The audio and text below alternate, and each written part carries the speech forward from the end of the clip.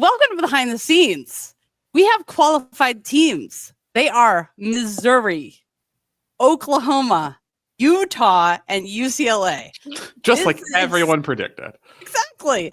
We are live from the first day of the NCAA Championships 2025. This is our live behind the scenes Q&A show. And today's show is brought to you by big-time pregnant Jordan Weaver still being strong enough to pick up Josh Robertson while pregnant. And by Frida Esparza standing up to oppression by kneeling during the national anthem, even when more is on the line for your team. You can listen to this show anytime in your favorite podcast player. You don't have to join us live. Instructions are in the form in the show notes. This show is rated PG-14 because this is our behind the scenes and we can talk more freely about our feelings. It's April 17th still by 30 minutes. And Spencer. Thank you to the people who are staying up until 90 million o'clock and doing this live with us, because it's what you have to do after the insane day of the national semifinals that we just had. What a freaking day. Yeah. Okay. The biggest surprise to me, number one, was MSU after the first rotation or second rotation, MSU was winning and LSU was in last place. I was like, there was a point where MSU was winning and LSU was in last place. And then they both ended up in last place. Neither moved on. Neither moved on. Yeah, I mean, LSU not advancing out of the semifinal was obviously the big surprise of the day to me and everyone, because I felt like, we'll start with this, because I felt like if LSU didn't advance out of the semifinal, it was gonna have to be because they made mistakes, and they didn't. That's not what happened. They didn't make mistakes. It wasn't a bad competition. It was just a fine competition. The exact same fine competition that I think Oklahoma had in the first semifinal, but it was not as deep of a semifinal. And so, whoa, yeah, very surprising that LSU did not advance. The most important thing that we have to talk about before we get into more details is that we have national champions, because that's the real point of today. Some good ones. Some really solid winners. Kailin Chio 9975. It was gonna be Sage Kellerman for a second on vault. It was gonna be Sage Kellerman for a second. Yeah, I know. And Kailin Chio, it was beautiful. I have no problem with. I have no notes. It was great. It was very strong. Yeah. Bars Jordan Chiles. She figured out her dismount. That was the thing. That was what made the difference today, because her timing on the dismount, we've talked about it before, sometimes it's off, sometimes she doesn't get that much amplitude and she can still land it because she's Jordan Chiles, but it's not like a deduction-free dismount. She got the timing right. She got the lift on her dismount, which made it easier to stick with, good body position. And I think that was the difference maker today. And you might be saying, but wasn't Audrey Davis there with her Ukrainian bars? Yes, Audrey Davis was there, but she stepped. Yeah, it was not her best one. We were like, it was kind of an electric slide, step ball change situation on her dismount. And so, yeah, that was a bummer, but it was still beautiful and we all enjoyed it. Thank you for all of your work, Audrey Davis. Beam. The next two, I don't know if I can get through that correctly. You're not going to be able to get through it. Yeah. That was the moment of the competition for me today, was that the crowd appropriately, regardless of team affiliation, gave a standing ovation to Helen, who's Beam. There was just that was the one. And also during the awards, that was the one where it's clear, the colleagues of the other college gymnasts were all yes, this is the one that should have won. She is the best one. This is what deserved to win. And everyone was on board. Everyone was on the same page. When I asked her in the press conference, do you know what one judge took a half a tenth from you? And obviously that was rude. And one judge went 9-9. Oh, yeah. Well, even more. Then there you go. And I asked her, what do you think they took? And then she started listing all the things that she works on that are not always perfect. And then then her coach was he kept feeling pained, every time he was being electrocuted. Don't give away the secrets that there are actually deductions in all of these routines that can be taken. Finally, he reached over and was and she was like, all right. She was like, but I don't feel entitled to a 10 every time I compete. And I was like, that is the level of self-analysis and intelligent realism that gets you to the best beam routine in college gymnastics. The maturity. Mm-hmm. Blown away. I didn't have that maturity at 24, 22, or I don't now. nope. So yeah, same. I was so impressed. I was like, yes, this is why you're Helen Who. Floor. Oh, who won? Who was it, Jessica? Brooklyn Moores is the floor national champion. Yeah. You guys, 99625. The crowd appreciated it. It was beautiful. She rose on her second flip. It was, when I talked to her after, I was like, and she was like, I know, I can't believe it. And I was like, it finally, like, art won. And she said, art and love always win. And I was like, Brooklyn Moores, everyone. All right, where's your T-shirt with that? Well, now we have to make it. Brooklyn Moores. It was the perfect quote for the times. There was always hope. There was always a light if you look for it in the dark. And there she is, Brooklyn Moores, doing floor. Oh, you guys, it was so amazing. So hopefully her mom will be coming tomorrow night to the live show, which you should have already gotten a link if you have a virtual ticket to the live show. So if you haven't gotten your link to the live show virtual ticket, then email customer service at gymcastic.com. I was going to get in big trouble if I didn't remind you guys to do that. Wow. By Coop, because this is his baby. The live stream is his baby. Okay, all around. Yeah. Jordan. Kind of an upset. I mean, it's not an upset that Jordan Bowers won, but I think we all expected Jade Carey to be the favorite. She had a good all-around day. She did not stick as much as she could, and there are also, like, she has more knee form things than Jordan Bowers does, so I think she had to stick more. Yeah. And she had a weird thing on floor where it was like her foot got stuck in the sting mat, which is always the danger with the sting mat or anything that is not the just regular 4-incher or 12-incher, because they have more, they're squishier. And especially the sting mat, it has fabric. Like, it was just a weird, you have to take it. But, she was amazing. And we got to enjoy it. But Jordan Bowers, I don't have any problem with Jordan Bowers winning. Like, she had a very strong day. Yeah, she's figured out. It feels like the hesitation she had in a lot of the early season when she would land, and she was right on. She had the landing, and then it would kind of like hesitate step. I feel like that's gone now. They've worked that out. Yep.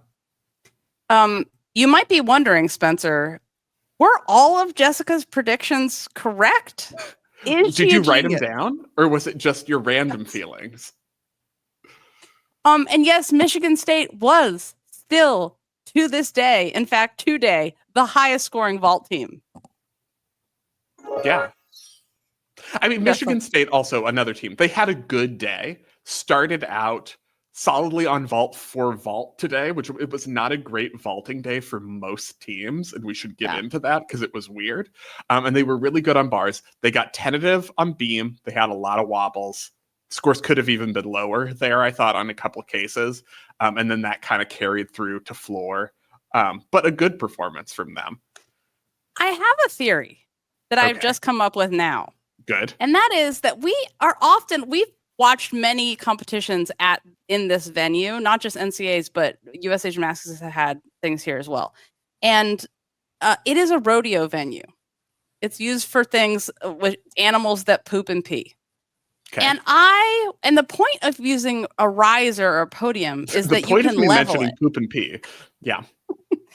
Is that you can level any surface if it's the right kind of riser. So it doesn't matter if it's an old arena, an old theater, and it's janky, you can, make it level.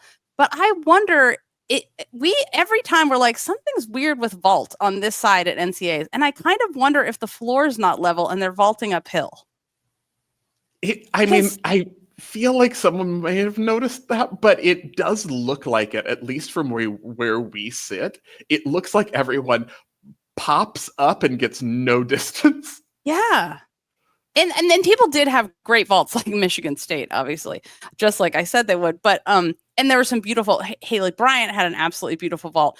I just think there's I don't know, but definitely, KJ, Oklahoma's head coach, would have absolutely taken a ruler to the leveled every inch of the podium first, so we would know by now. But yeah, I have. But the interesting thing today was that I felt watching the meet that bars was the tightest event, and the scores started off so tight, you guys. I mean, tight. They weren't. The judges weren't using all the numbers. Okay, No, but in the first rotation or first two rotations of the first session, there were only 2 9-9s, and I was like, "What's happening right now? There's only 2 9-9s. Who's judging this?"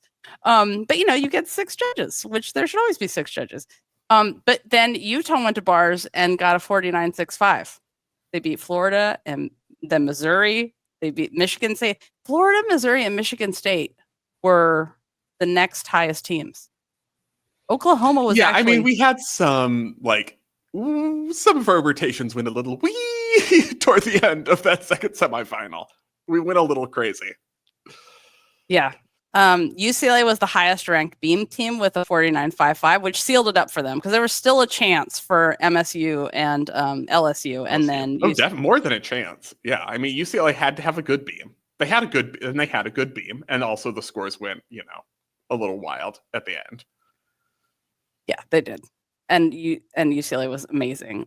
For a second, I was like, is Emma Malibu gonna win beam 2? There were several people. Delaney Harkness. I was like, how many way tie can we have for beam? But we didn't get one. There were lots of ties for other places, not for first. First is my favorite. 6-way tie for third place. What a joy for everyone.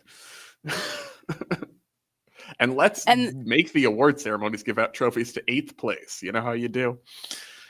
Utah and Oklahoma. Utah was the first ranked, Oklahoma second ranked on floor, which I was like, if all the judging is fair and exactly the same, the scores shouldn't go up in the evening session. All these teams are ranked right in the same level, and nope, they sure went up in the evening session. Yeah, they loosened.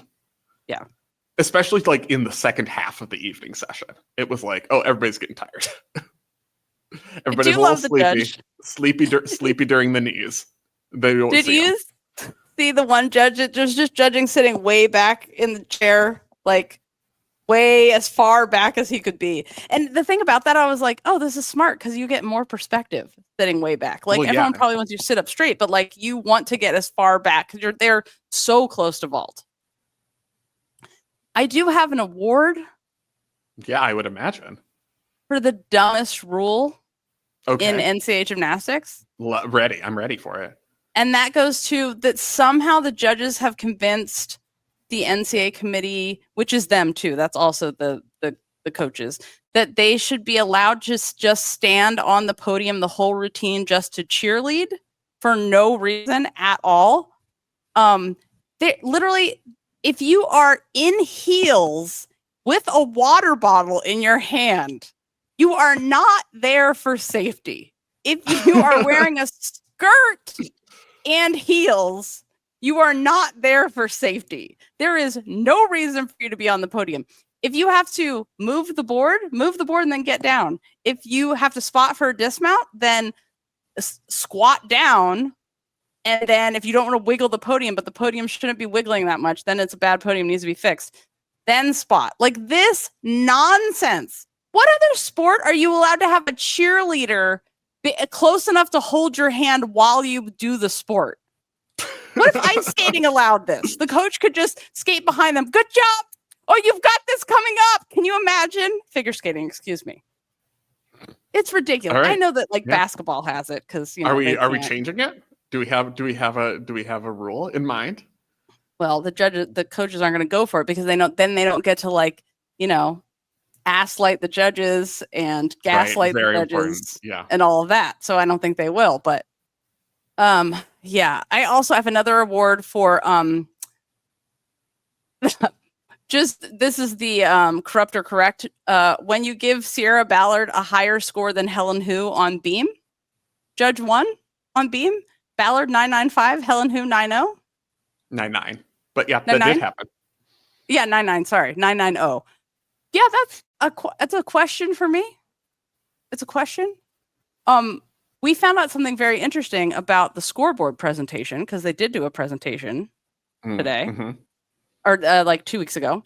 I told you guys that like a lot of teams are not uploading their scores to the scoreboard. This is the people overseeing the judging, and they're supposed to collect data, give feedback to the judges so they can be better judges. And then there was a revolt, and then they decided they're not giving feedback because people are being babies. Only 4 out of the 7 SEC teams are actually uploading their scores. 9 teams in the SEC. 4 out of 9. Only 4 out of 9 teams in the SEC are uploading their scores. And then the ranges. Yeah, so they presented that 75% of the scores of the participating, it's an incomplete set because it's of who's participating. 75% of the scores were in range. Of the 25% that were not in range, 95% of those were not in range because they were too high, which is not surprising. Too high is the problem. It is the problem. And then 5% were not in range because they were too low for the range, and 95 because they were too high for the range. Some weird highlights and weird shit section. Okay. Is that where we talk about how Florida also didn't qualify? Because we haven't talked about that yet. We'll get there. Yeah. Which I also was like, what? Maddie Williams of Cal was beautiful bars. Pinged a little on her tap and I think she thought that she was too close. She had to tuck. I mean, I think she thought she was too close and was going to hit her feet. So she had to tuck her double A out. And I was like, safety first. Sure. You need your feet for your whole life. So better safe than sorry, but it was so weird. I mean, it's just so out of character for her. Like that, she is not a gymnast that has weird things happen during competition. But, here we are. I feel like my weirdest thing of the meet was Leanne Wong's meet. Yeah. Because it was like, that was very surprising that she had such a struggle. That beam dismount where she like almost fell over trying to stick her beam dismount, and then she went out of bounds on floor. Vault was fine, but it was a big bounce back, and she's been controlling that better. Then she went to bars and was like, don't worry, I'm still Leanne Wong. And she did an amazing bars routine.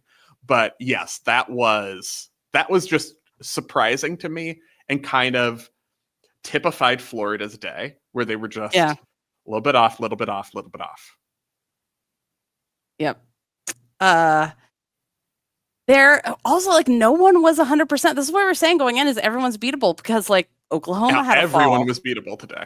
Yeah. Everyone was beatable. Oklahoma had a fall and had that was shaky on beam. And then there was a fall from Hannah Horton on vault. And Audrey Davis had, one step, which is the equivalent of a fall for Audrey Davis on bars. And oh my God, did you see the line judge during Maya Houghton's routine? Actually, it was pretty much Claire would like to correct you and say Brooklyn Moores was not beatable. Every team was beatable. Yes. But the line judge during the Mizzu Hannah Horton, or not Mizzu, the Mizzu, Hannah Horton does compete for Mizzu, but the Maya Houghton, who is from Minnesota, Mizzu conglomerate of floor celebration happiness, was trying so hard not to dance or sing along during, just stand there and be silent with a straight face.